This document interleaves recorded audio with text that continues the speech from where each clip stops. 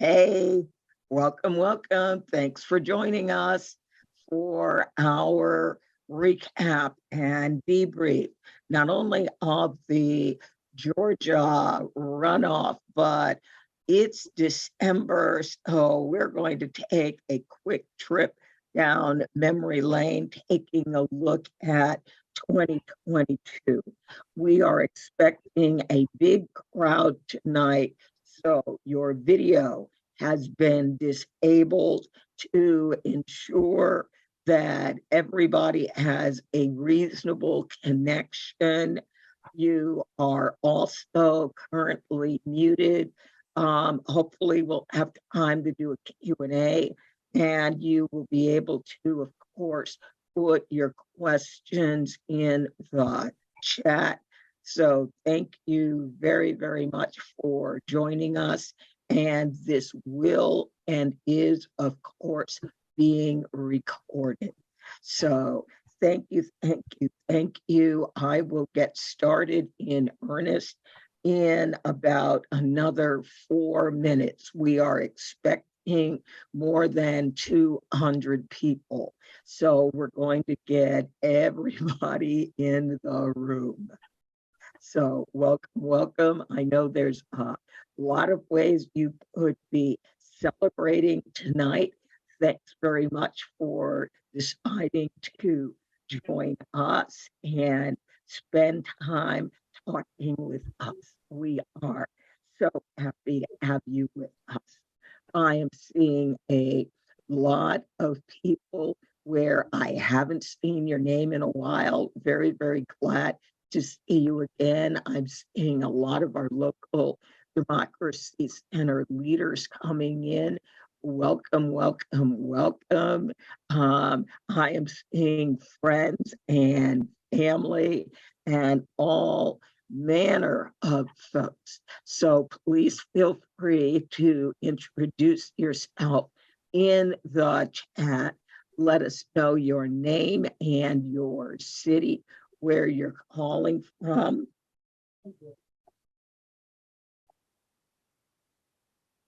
And we will get started in a minute.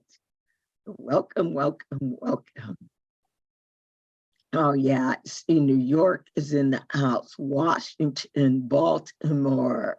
Hey, Lynn. California is, of course, in the house, as is Virginia, Florida, Georgia, and the Oregon, Arizona. The, the cities are just rolling through.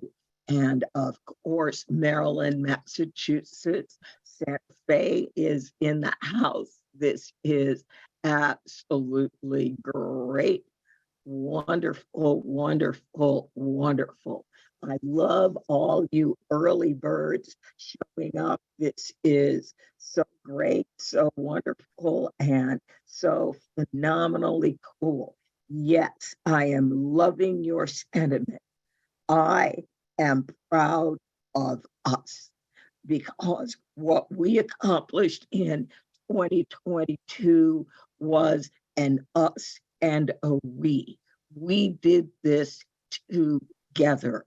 So there were a lot of people that were moaning and groaning and whining and complaining and talking about how terrible 2022 was or was going to be. Well, there could have been things that turned out better, but overall, in so many places, we came together, learned how to work together. And I always love it when Heather Booth says it, when we organize, we win. And I'm going to say, when we work, we win. And good heavens, did we manage to do some work. All right, we've got 200 people here and folks are still coming in.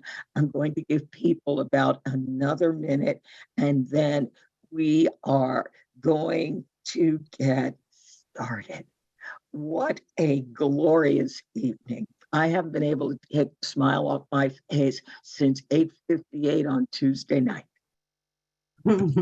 but I don't know, maybe that was just me. All right, let me get everything ready. Where is it? It's there, on there. And we are going to get started. And let's see, I've got that. And yeah, I'll just use that one. I like using my PDF. So hopefully people can see my screen. And I'm going to say welcome one more time and then start the presentation. All right, let me move some of these strange little windows. And they're all over the place. And let's get going. All right, now, there may be some people here who are new to Center for Common Ground. We were founded to educate and empower underrepresented voters in voter suppression states to not only engage in elections, but after the election, advocate for their right to vote and any other rights or issues for redress that they may have. The whole idea is that together we can build a democracy that prioritizes the voices of all people. I'm going to say thank you from our board of directors, Reverend Rodney Sadler, Dr. Gabby Lemus, our board co-chairs, Deepak Puri, the co-founder of Dem Labs, Katie Hornung. We're doing Momentum Prison, but printing, but many people know Katie from Vote Equality, and then there is me. So let's get started with what we did. The Georgia runoff. This is our second runoff. What was very different about this runoff was instead of 9 weeks between the elections, the general and the runoff, we basically had 4. So when we were planning for the runoff and we expected a runoff and we had our addresses ready, I want to thank every one of our organizers, our volunteers, our Democracy Center leaders, because between November 10th and November 23rd, we mailed 812,000 postcards to the Black super voters in Georgia. And then a little while later, I'm going to be going through what the early voting turnout numbers were. Those turnout numbers, in many, many instances, were directly related to the work that we did. So 812,000 postcards go into Georgia. 465,000 texts went into Georgia for the runoff.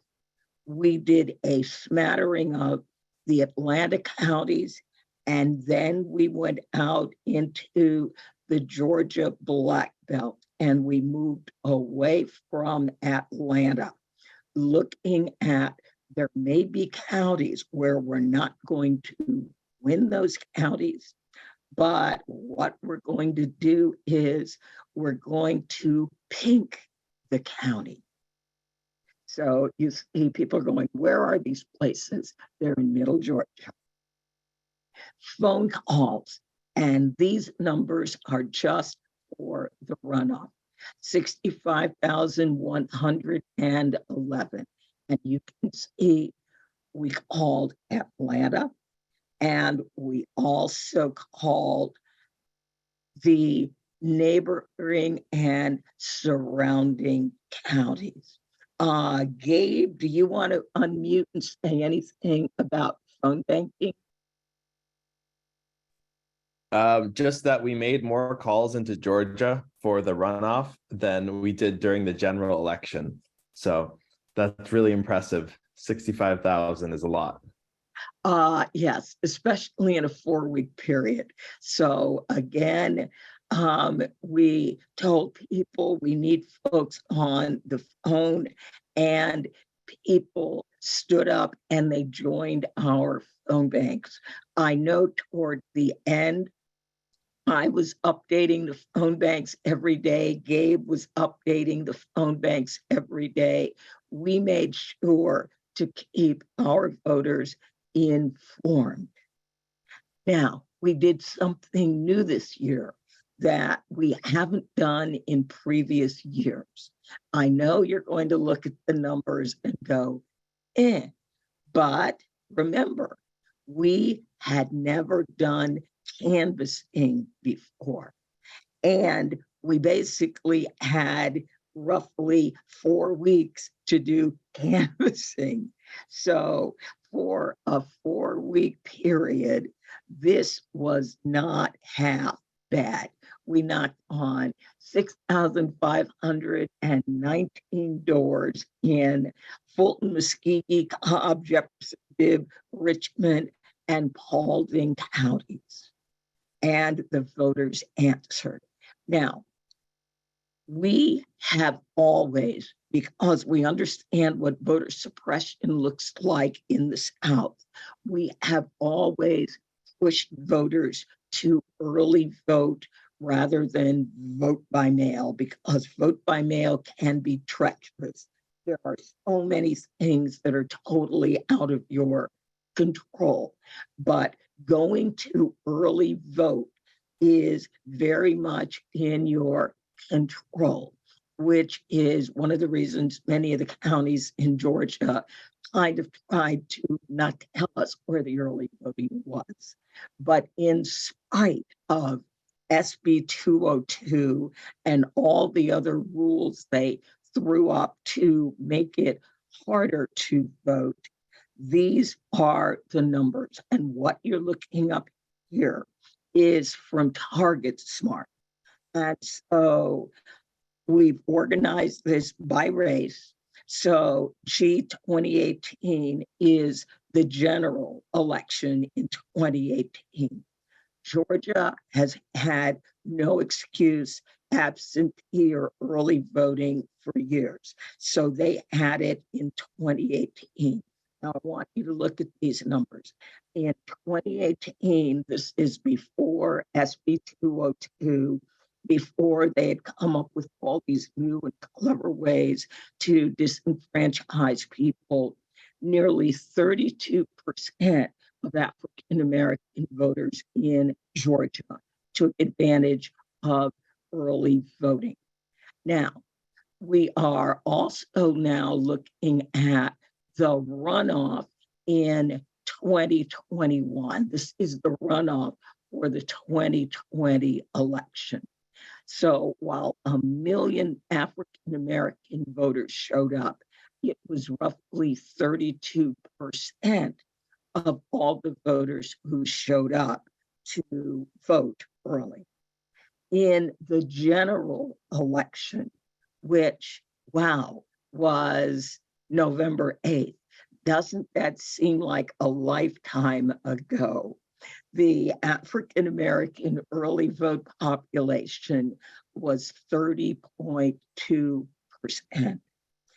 Get ready for where we are in a runoff election 4 weeks after the general, one of the weirdest kind of elections you can have.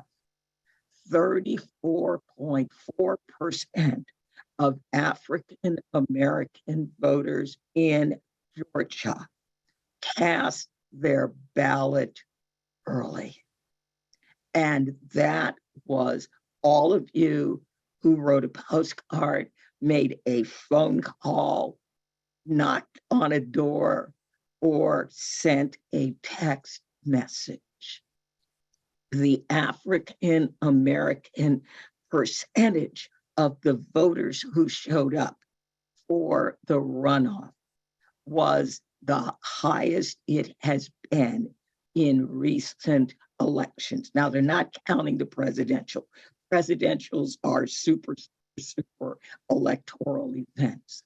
So we are looking at midterm elections and runoffs, strange elections where we normally expect turnoff to fall through the basement floor. What a wonderful early voting turnoff. So again, unless you were living under a rock, in a cave, buried under the ocean floor, most people are aware of the election results on Tuesday night. And again, this is a runoff election where we saw 3.5 million voters show up and vote on election night. So we'll make this slide deck available. I just wanted people to have an idea of the turnout in a number of the Georgia counties. So fascinating race. And what I'm going to do now is stop screen sharing. And I have the wonderful fortune of having Ray McClendon join me tonight from NAACP Atlanta, the Georgia NAACP, where he is political action chair of both. So, I don't see Ray. He was here. There he is. So, Ray, let's make you co-host again. And Ray, if you'd be good enough to, there he is. Welcome, welcome.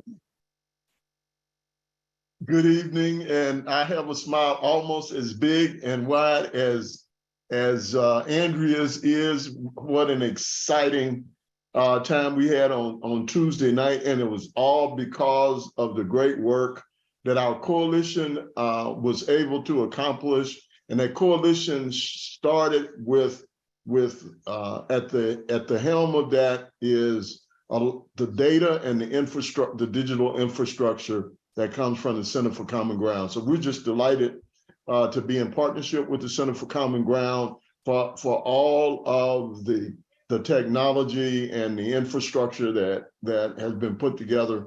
It really allows us to energize our volunteers, to be more efficient, more effective with our volunteers, and to really put forward a united front for all of our coalition partners who may have a piece of the puzzle, but don't know how to execute across the board. And it allows us to really penetrate the communities in a much more cohesive way than we ever have in the past. So speaking for both the Atlanta NAACP and the Georgia NAACP, we want to say thanks to all of the volunteers who stepped up and assisted in Georgia, and of course to all of the coalition partners. One of the things that sets Georgia apart as we go through this process in battleground states, and now Georgia is truly a battleground state, is the fact that we work together, we are organized, we have gone through iterative processes every 2 years. We look at where we're weak and how we can improve, and we've done that over several cycles now. And because of bringing in folks like are on this call tonight from all over the country who supported us in multiple ways, we were able to come home with this victory. I love the chart that Andrea just put up for a couple of reasons. Number one, we were able, your direct action is the reason that those numbers went up by those 4 percentage points from the general election to the runoff election. And that truly made the difference.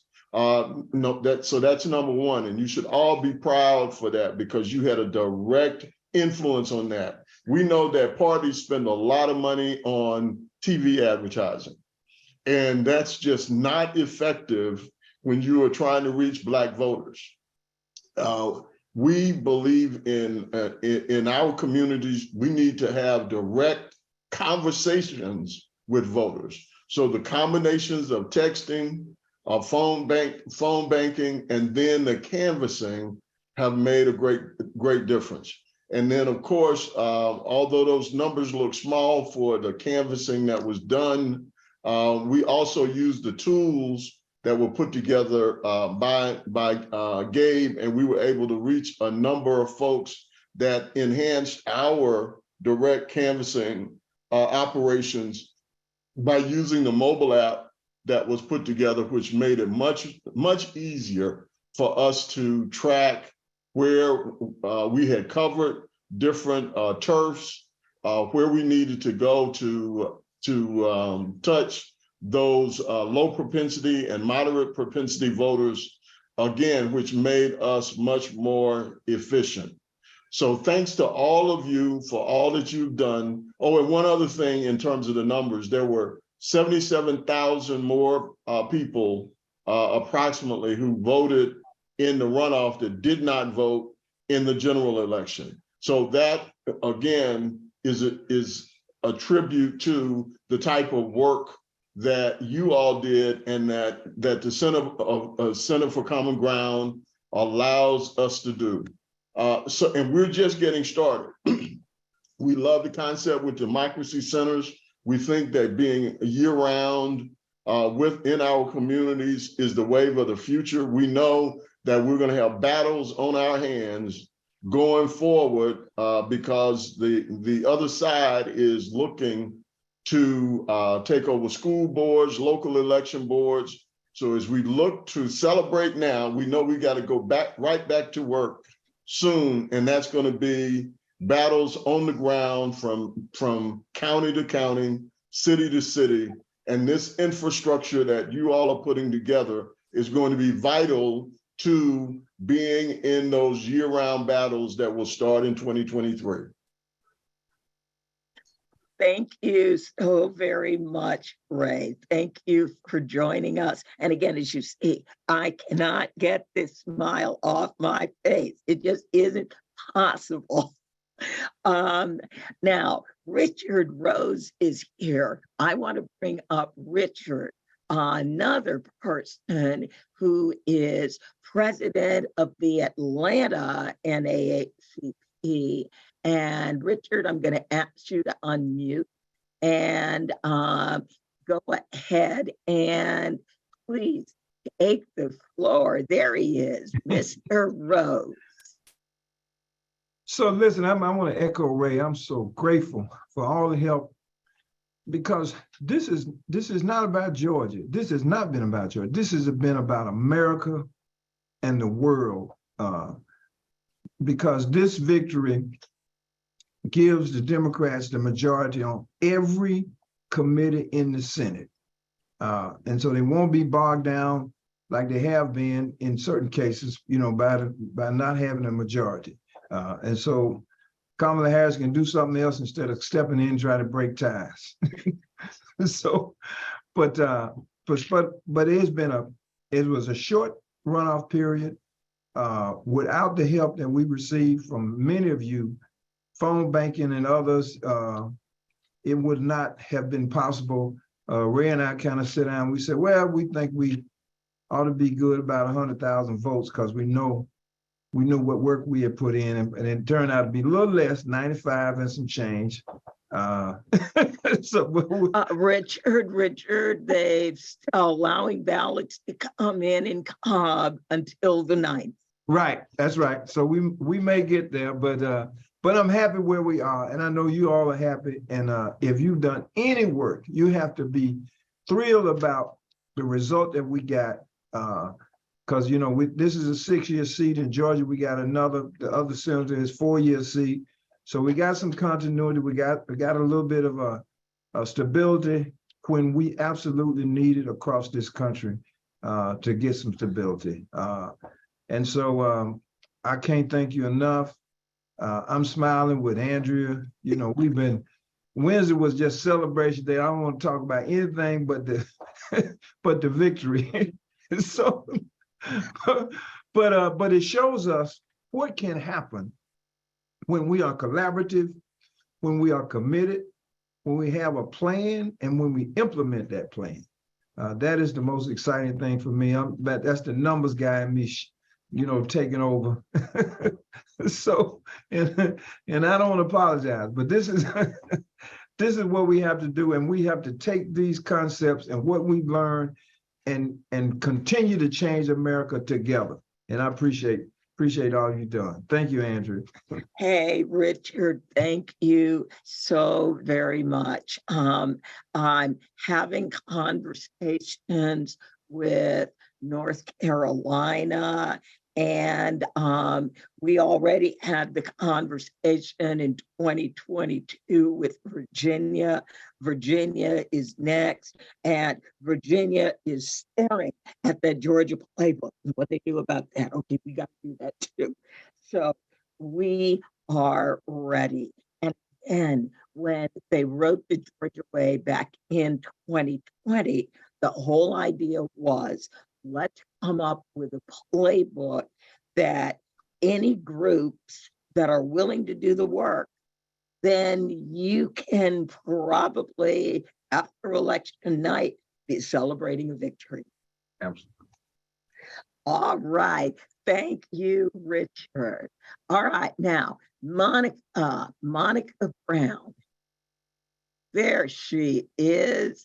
All right. I want to bring up Monica Brown, who is our Democracy Center leader, one of our co-leads in Cobb County. And Monica got a chance to learn a brand new skill, launching canvases using the PDI canvassing app. And we had a very successful election, but Monica's got no intention of stopping there. And that is so true. Thank you so much. And one of the things with the Cobb County Democracy Center, this was our maiden voyage into the election year. So we have we're taking the baby saliva off of our cheek now. We're ready for some Pepsi now. So but this is great. The volunteers, I cannot say enough, has already been expressed tonight. You guys are awesome. When I say Center for Common Ground as volunteers are awesome, you guys are awesome, and we really, really appreciate that. And so the ground game, and that's something that was also our maiden voyage. It gave us an opportunity to collaborate with some awesome other nonprofits and civic organizations across Cobb, because one thing about a ground game, you need people. And so with 150,000 registered Black voters in Cobb, with the time that we have and just relying on volunteers, for us to come up with like 2,300 between November and the runoff, we are extremely excited and very grateful. And we're just getting started. So we're gearing up for legislative session and working with continuing the work that we've done with our new partners that we have, because we understand that collaboration component is essential. We have a little less than 140 precincts. And one thing about being a democracy center is that you really get to learn the ins and outs of not just your state or your county, but those precincts. What's going on in those precincts? So I have a lot of questions. And as a consummate researcher, my co-lead, we talk about this all the time. He was like, you're a gentle force, relentlessly applied when it comes to getting these questions answered. So we're just getting started. So with the integration of data, because I think that's important, and knowing exactly how to strategize is going to, I'm looking forward. I can't wait for the results to come. And so again, you guys are awesome. Thank you so much, Andrea. And I look forward to working with you, Ray and Rich, a little closer, okay? So thank you very much. Hey, thank you, Monica. And one of the things that I wanted to do is I wanted to introduce you to Janice Gay of the Virginia Beach Norfolk Democracy Center, Janice put together the paid phone banking team out of Virginia, and Janice's team every day held the top 3 spots in number of phone calls made. So I already told Ray, Virginia stood up for Georgia. So in 2023, when it's our turn, we are going to need Georgia to stand up for Virginia. All right. Wonderful, wonderful, wonderful. Now, if you have questions about the Georgia runoff, any questions for Ray, Monica, Richard, get those in the chat. Josie, if you would be chat monitor, and then get those questions out and then let us know to whom they're directed. We will work on that. And I already see a question about lawsuits. Yeah.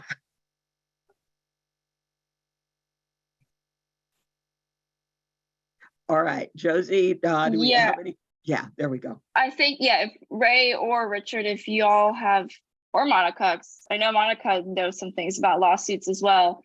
If you have an answer to the question, are there any suits being filed about delays in absentee ballots or photo ID issues around HBCU students? I can definitely speak on about absentee ballots because that is something that I'm in Cobb County, and not once but twice we got body slammed. So one of the things that we are going to be advocating, and that's one another thing with our Democracy Center, is that we're in the policy advocacy. There was a lot of ambiguity, and so there's some things that just need to be tightened up. But yes, those lawsuits are still ongoing, and we can talk a lot about it on December the 10th. So if that says anything, but as far as the students, I think the largest group of people that were impacted, just like the HBCU students, the largest group of people who were impacted by absentee ballots were, after senior citizens were college students. And so there's got to be a different situation. And the Cobb Board of Elections has agreed that they will be working with organizations to create a better plan.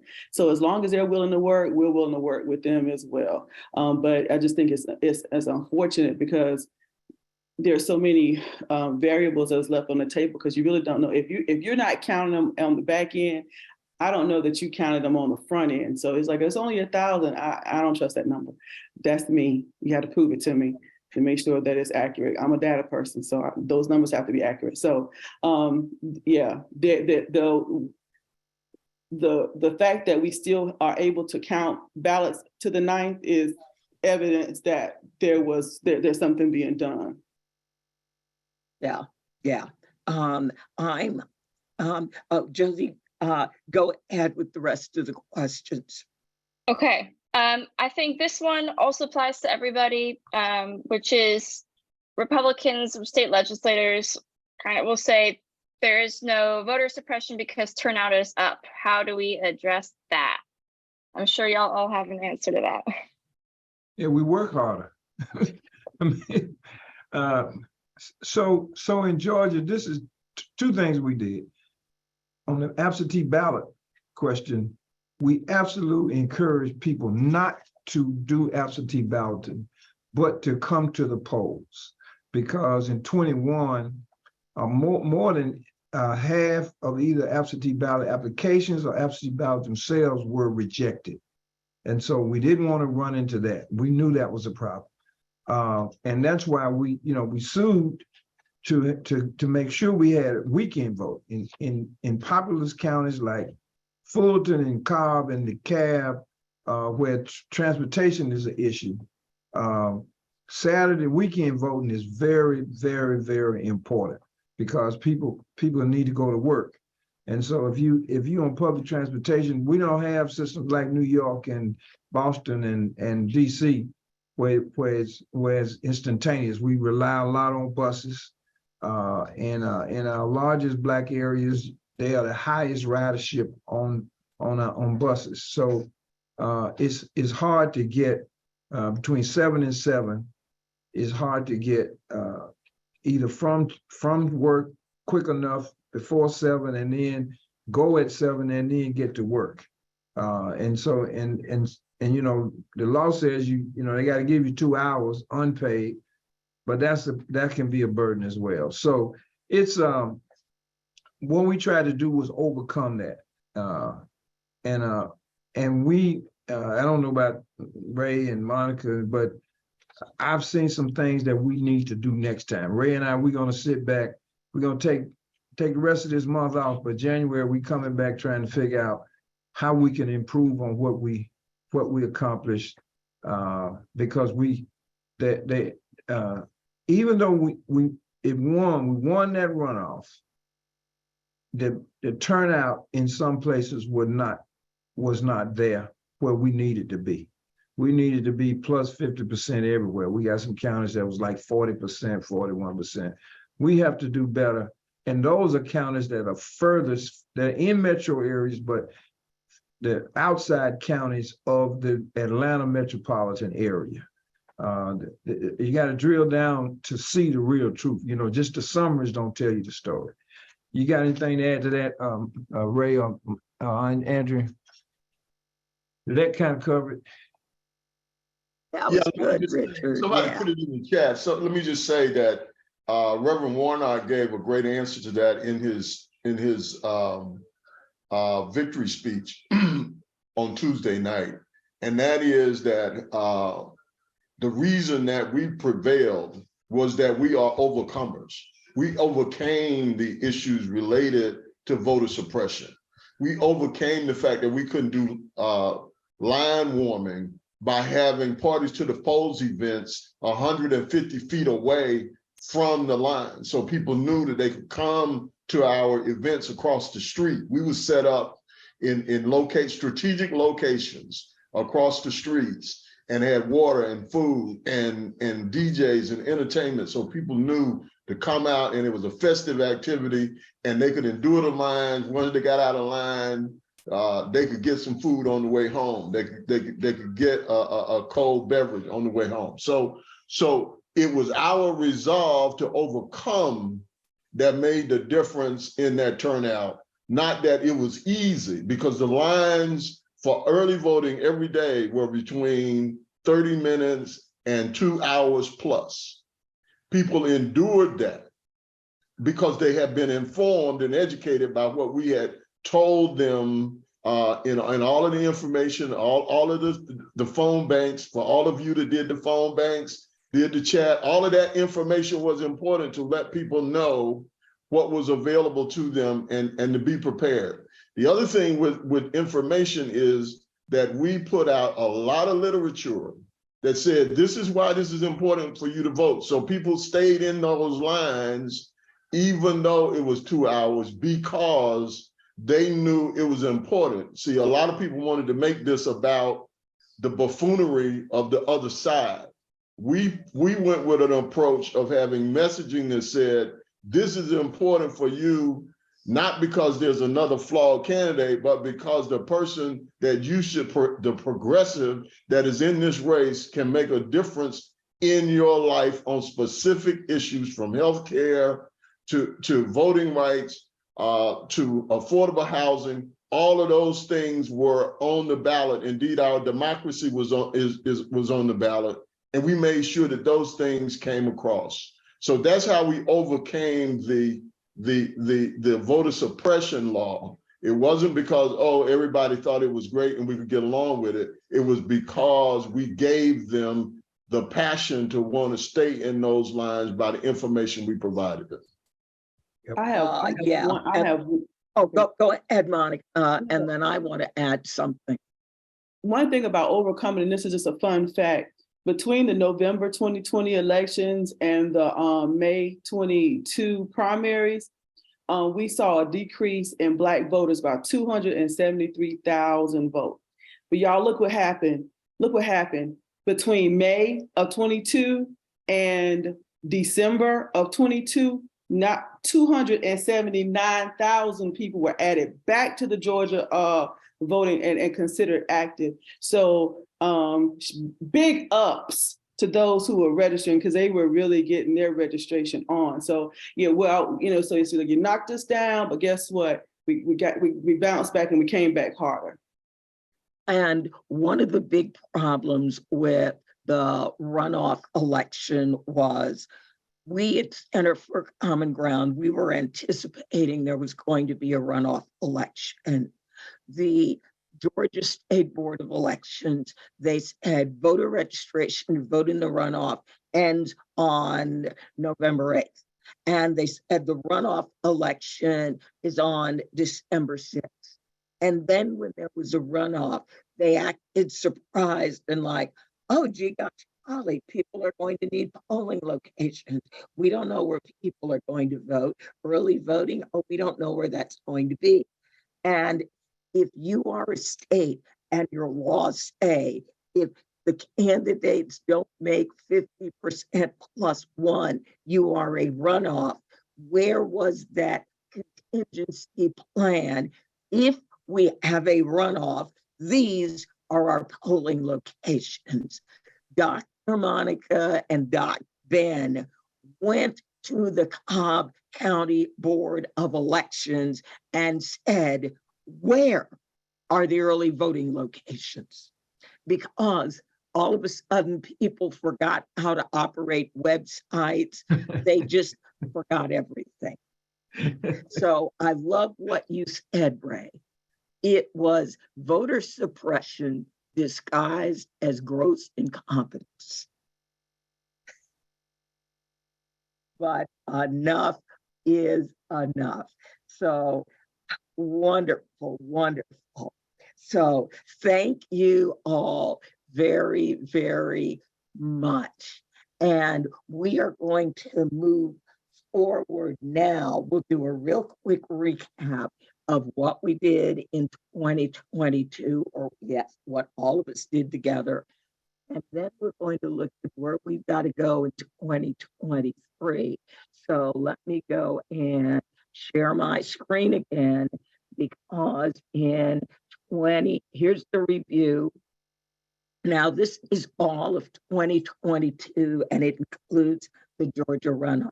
So again, remember, this is a midterm election. It's not a presidential year. So total number of postcards, 3,450,308. Total number of text messages, 2,657,451. Total number of phone calls, 214,491. Now, we also did a little bit of canvassing in Virginia as well. So total number of doors knocked, 7,317. Gabe, I'm going to bring you back to talk about the voicemails versus being able to talk to voters live, because we always leave voicemails, and we've actually done studies as to how effective are the voicemails. So Gabe? Yeah, let's see. Let me share this. Can you see it okay? Yep, we're good. All right, so this is the results of the study we did on voicemails. As you can see, we had these were in Virginia last year for the Virginia 2021 election. And you can check out a little bit more details at vavoter.net/CFCG results if you want to find out more about what went into these numbers. But we looked at two groups of people, the Black voters in specific counties that we were able to call, and then the same group, but just the folks that we hadn't been able to call over the same period. And so everything, all the variables were the same other than that. And so those that we left a voicemail for were voted at a rate that was 5.9% higher, 42% turnout versus 36% turnout. And then folks that we had conversations with was 17% increase in turnout, bringing you up to 54%. So this is huge. And even though, obviously having live conversations is dramatically effective in increasing turnout, I think that 6% bump is also really huge, because these groups of voters were 10,000 folks that we did leave a voicemail to, compared to around 60,000 that were not contacted. So that really demonstrates that voicemails do have an impact. And I think that's particularly significant because so many of our voter contacts are via voicemail, where we can leave them lots of information, numbers, websites, all of that good stuff. So I think this is a good case study and demonstrates that leaving voicemails can be very effective. Thanks, Gabe.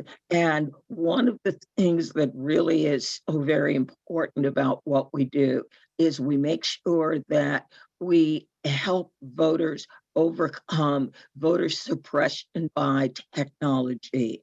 Now, all of us are here tonight. We're on Zoom. That means we've got decent internet. We know how to at least functionally use a computer.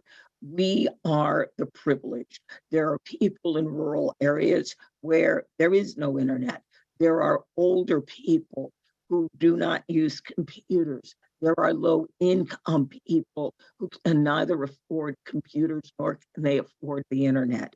Since early voting information is only available online, if you don't have the internet, you miss out. That is why we leave voicemails. All right, now that was 2022, and now I'm going to move into Virginia. But before we go into Virginia, I want to say a heartfelt thanks to Gabe Wheaton, who came on as our phone bank manager and IT director in 2020 and will be leaving us at the end of December. For those of you who do not know, Gabe's profession is not in IT. He is a professional violinist. And now that COVID seems to have at least ebbed, Gabe is going to be going back to booking tour dates where he travels all around the country playing his violin. So, Gabe, you will be sorely missed. We will miss every once in a while when we are doing national guided phone banks or we're doing phone banks with celebrities, when you pick up your violin and just play a number for us. So thank you so very much for everything that you have done for Center for Common Ground, and how wonderful everyone who has done phone banking has been pleased to get an opportunity to work with you. Thank you. Thank you, Andrea. It's really been an honor to work with everyone here. All right. Well, he's just going to be touring the country, but nobody ever really gets to leave Center for Common Ground forever. So while we are missing Gabe and wishing him luck in his real career, we want to welcome Josh Stanfield, who is here in Virginia with me. Josh is an author, he's an editor, he's been a campaign manager, and he's a political strategist. And he also knows campaign IT, especially TDI. So, Josh, welcome. I've got some Virginia slides. I'm not really going to go through them. I'm going to make sure people know two things. Virginia lost a congressional seat in the 2022 election. Virginia is 26% BIPOC. And Virginia is going to have two special elections in 2023 before we have the primary for our entire General Assembly in late June. And then all 140 seats of the Virginia General Assembly go up for election in November. So, Josh, do you want the slides or do you want to just talk us through? Hi, everyone. You can keep the slides. Okay. So it's a pleasure to join the team on the Virginia front, especially. Like you just heard, we have 140 General Assembly races next year. This is the entire House of Delegates and State Senate in Virginia, and then a bunch of other local races as well, down ballot. But the special elections are also really important. We have the one in SD7 and one in House of Delegates district in Northern Virginia to replace a delegate who went to the Biden administration. These are within the next month and a half, but also because of the unfortunate passing of Congressman McEachin in Virginia's 4th congressional district, we're looking to have another special election, a critical one for Congress, very soon. Virginia law gives our governor, our Republican governor, Glenn Youngkin, the ability, the right to call the special election, to issue a writ of election, and he hasn't done that yet. So, you know, as of a week or so ago, the hundreds of thousands of voters in the 4th congressional district in Virginia are unrepresented in the House of Representatives.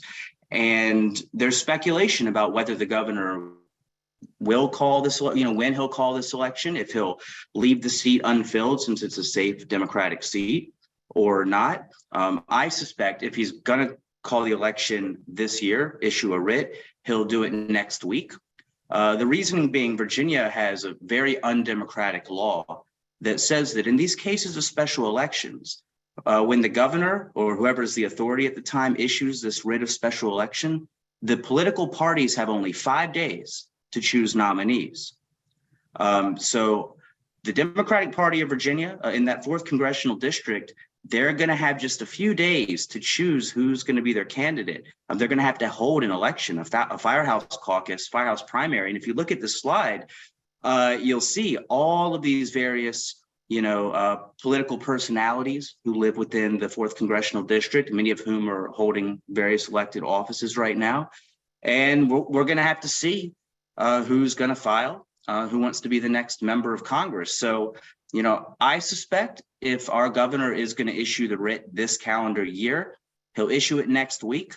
And then next weekend, the parties will have their nomination processes and we'll know the nominees. If not, then we're looking at the people of the 4th being unrepresented for at least a month, and who knows how much longer. But as I've mentioned to others, I have a feeling there would be litigation by someone, I hope, if that many citizens go unrepresented for very long. That's unacceptable. So aside from that, I'll be helping out with all the strategy for Virginia this year. And, as I always do, I'll be focusing on democratizing every single nook and cranny of the Commonwealth. And I'm glad to be here with this volunteer army and this incredible staff to make it happen in a way I don't think Virginia has ever seen. Thank you.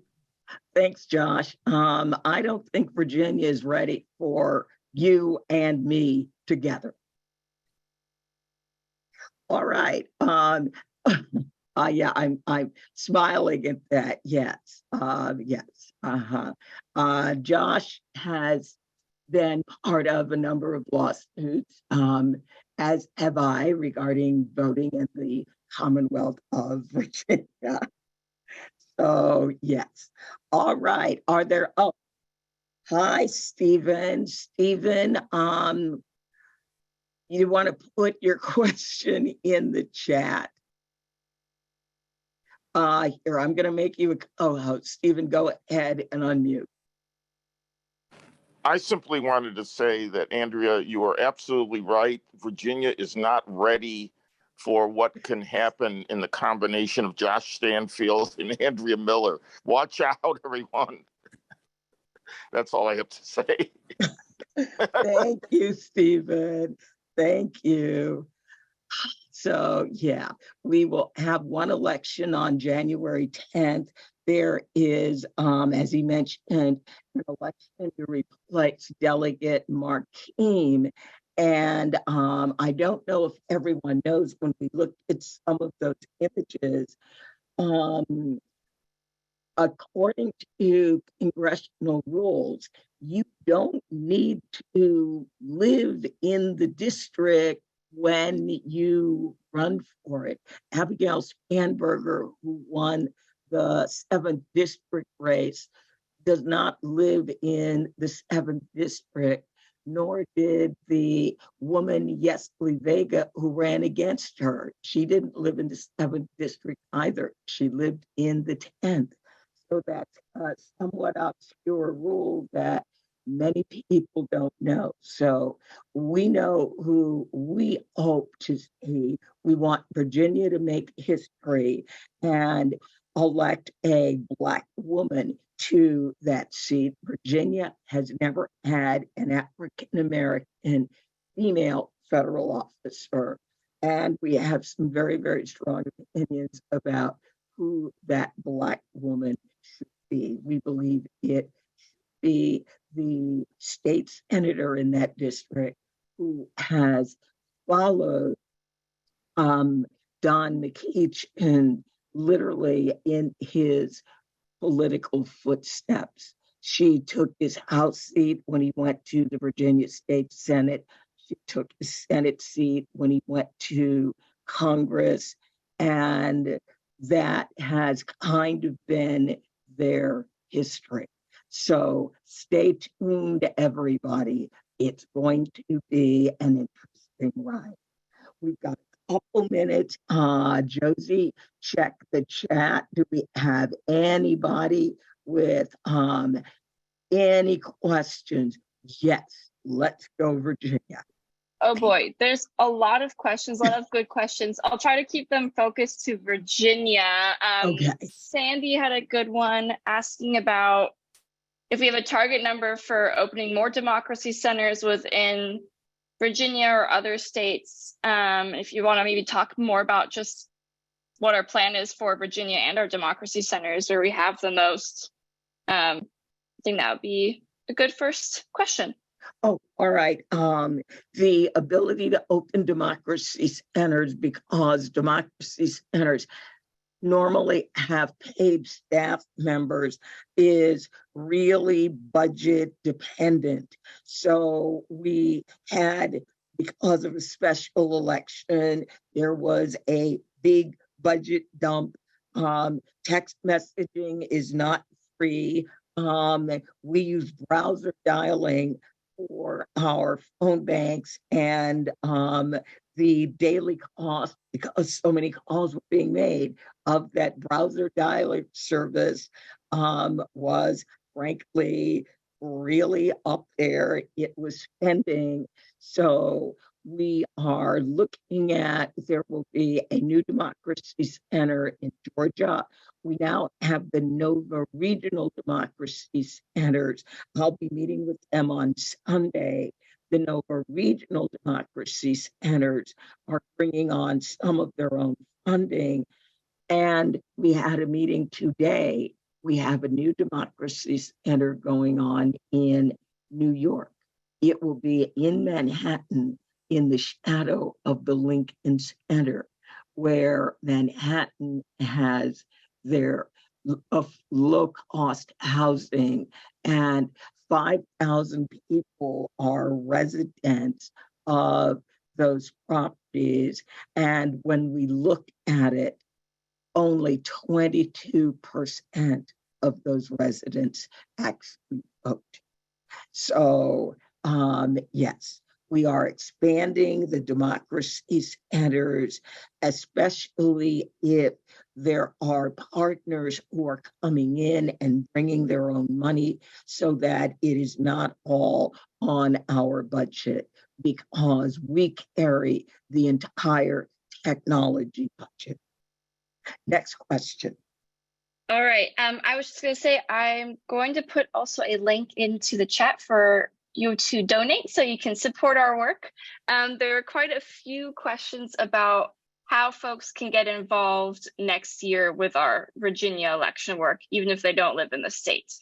Well, and we were born as a virtual organization, and we are great at that.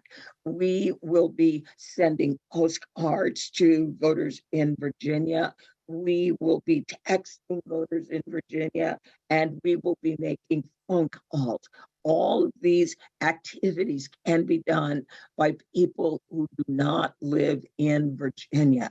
And since we will be electing all 140 of our General Assembly seats, if you would like to come and visit Virginia, probably more for the general than the primary, we'll be able to work something up and come up with housing for you. So there will be lots that you will be able to do.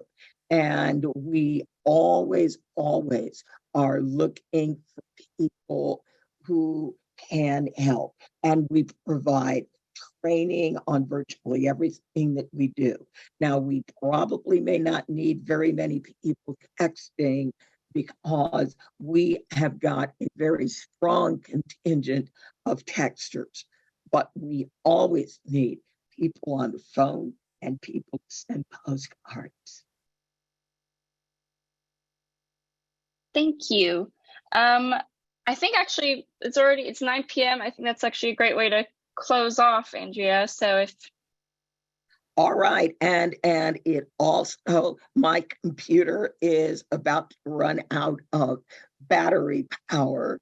So this is an absolutely perfect time for me to say thank you, everybody, for everything that you did, every postcard you wrote, every phone call you made, every text that you sent, every dollar that you donated, and people who canvassed. You are amazing.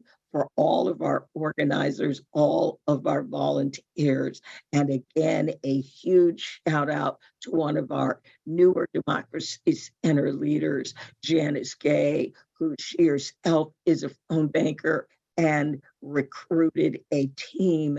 We are a team, we are a family here at Center for Common Ground. Thank you all so much. This recording will be available on our YouTube channel. Everyone who signed up, look for an email that will have the link to this recording. Thank you all so very much for joining us tonight. Good night.